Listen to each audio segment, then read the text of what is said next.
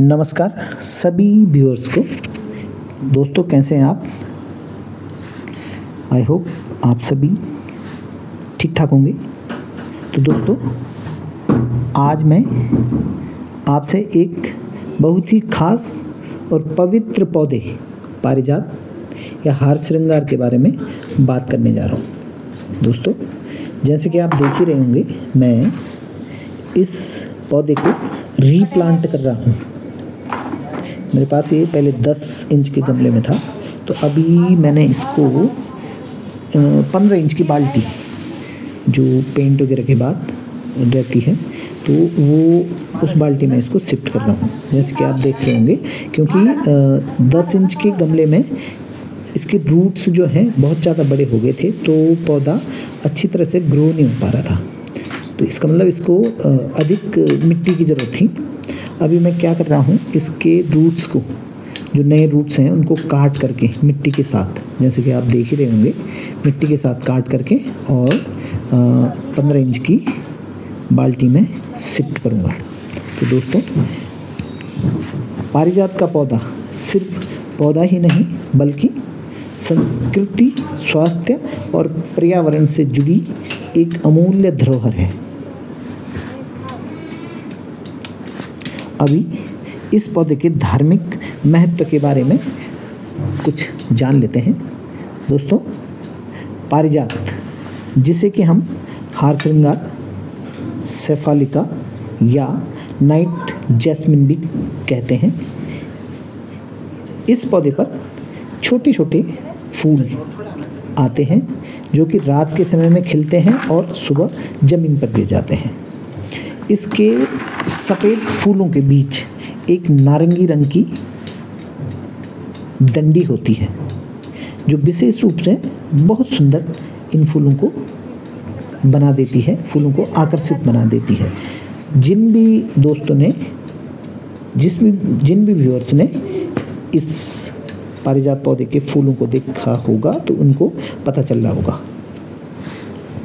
धार्मिक दृष्टि से पारिजात का उल्लेख कई पुराणों में भी मिलता है।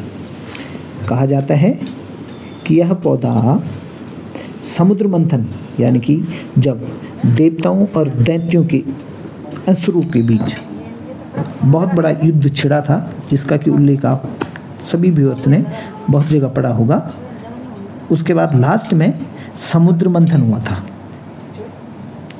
तो समुद्र मंथन के दौरान यह पौधा समुद्र से निकला था या उत्पन्न हुआ था, और इस पौधे को देवराज इंद्र ने अपने स्वर्गिक उद्यान में लगा दिया था उस दौरान। पारिजात के पौधे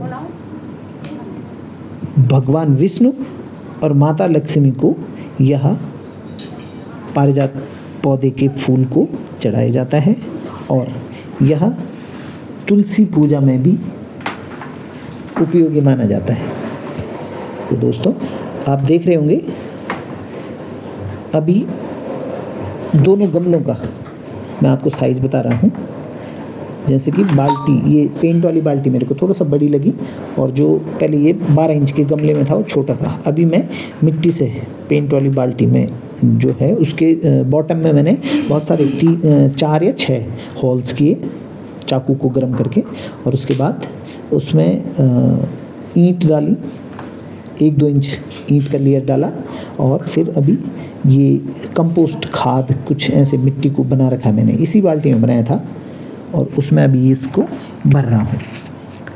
अब जानते हैं दोस्तों इस पारिजात पौधे की औषधीय उपयोगिता, कि पारिजात पौधा हमारे शरीर के लिए औषधि के रूप में किस प्रकार उपयोगी है। तो साथियों, इसके औषधीय गुणों की बात हम इस प्रकार से करेंगे।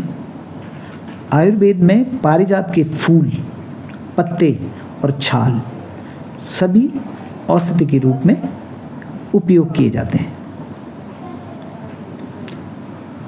सबसे पहले देखते हैं, बुखार और जोड़ों के दर्द में पारिजात की पत्तियों का काढ़ा अत्यंत लाभकारी माना गया है।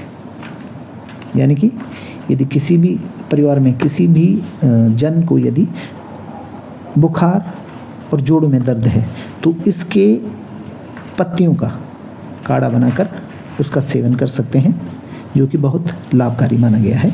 नंबर 2, कफ, सर्दी जुकाम जैसी समस्याओं में इसके फूलों का सेवन या चाय में इसके फूलों को डालकर चाय का यदि सेवन करते हैं तो यह उपयोगी सिद्ध होता है।